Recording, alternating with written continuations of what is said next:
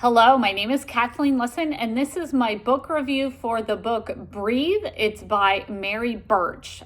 Mary Birch is from Australia. She's a Buteyko practitioner. This is a certain style of breathing, so this book is about that style of breath work.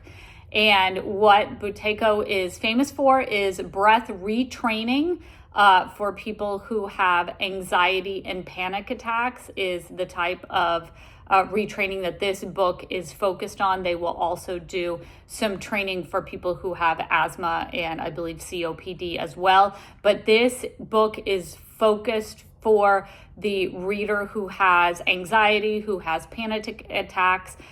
They went to all kind of doctors. No one really is giving them a way forward. And this book is something that they can read and try the practices in this book. So that's the premise of the book. The Buteyko practice focuses on nose breathing. They want you to close your mouth and breathe in and out through your nose. And the realization that they come to in the book is that deep breaths, breathing this deep breath with a lot of oxygen in it, actually decreases the carbon dioxide level in the bloodstream, which has some negative effects on the body. What I really like, my favorite page in this book is page 62, and it's the breathing assessment. So we'll look at some of the questions on the breathing questionnaire, but this is a very informative questionnaire to really look at your breathing and your breathing style. So it says, does your breathing feel uncomfortable? Can you hear yourself breathe? Do you breathe through your mouth? Do you feel your upper chest move when taking a breath? Does your nose block up? Do you get postnasal drip? Do you find it difficult to nose breathe? Do you find yourself sneezing excessively? Do you wheeze? Do you take deep breaths through the mouth through speaking, which is what I'm trying not to do. I'm trying to inhale through my nose when I'm speaking. Do you cough excessively or get a tickly cough? Do you need to blow your nose excessively? Do you experience a lack of energy? Do you feel stressed? Do you sigh or yawn excessively? Do you get shortness of breath or chest tightness? Do you snore? Do you wake up with a dry mouth or need water near the bedside and drinking water because of your dry mouth as soon as you get up? Do you experience headaches or wake up with a headache? And then there's a lot of things that are pretty normal for a lot of people, like do you experience anxiety? Do you have a lack of concentration, irritability, tiredness, dizziness, losing your sense of smell, tingling in your fingers? Do you get palpitations? So that is their breathwork assessment. So they invite people to take the breathwork assessment and then go through the 4-week practice that they kind of share in the book, which is nose breathing. And then at the end of that, take the assessment again.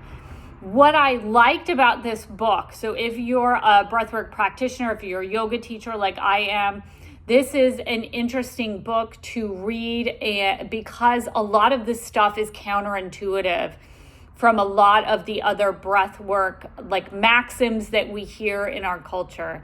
And number one is, the deep diaphragmatic breathing, not just diaphragmatic, but completely filling the lungs. The deep breath is what we tell people to do if they are feeling anxious. It's like, slow down and take a deep breath.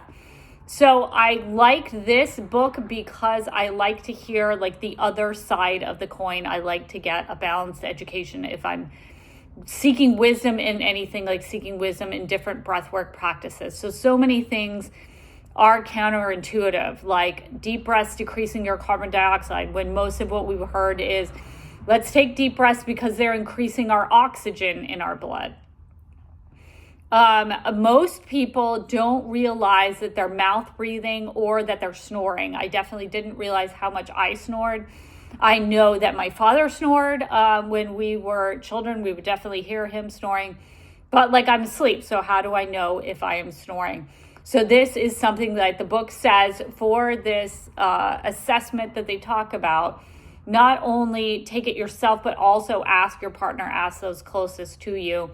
Are you mouth breathing a lot? Are you snoring when you sleep? And then again, the big thing that carbon dioxide and rising levels in the blood that are still safe are actually have health benefits for the body to have a non-zero level of carbon dioxide in the blood. So this deep breathing to kind of rid the body of all carbon dioxide isn't necessarily the best thing. And the book explains that more.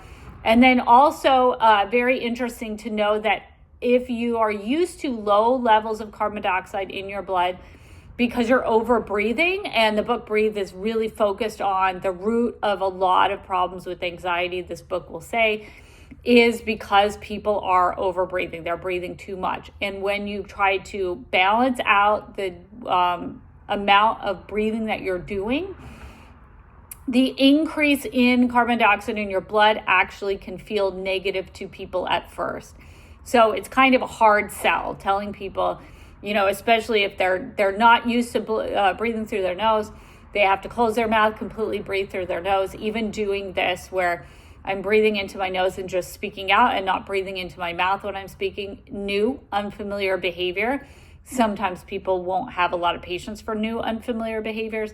And then physically in the body can have a reaction to having an increased level of carbon dioxide. Even though it's healthy, it's not the usual level that the body's used to.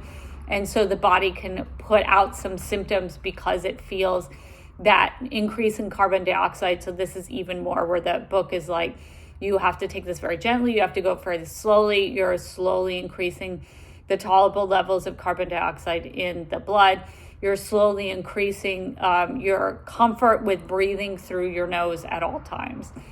So this is an excellent book if you're doing a in-depth study of all breath work and you've kind of heard everyone and their sister talk about, deep breathing is really good. And you want to kind of have a balanced knowledge of all the different types of theory that's out there about breath work. This is definitely an excellent book to read for that purpose. Thanks so much and have a great day.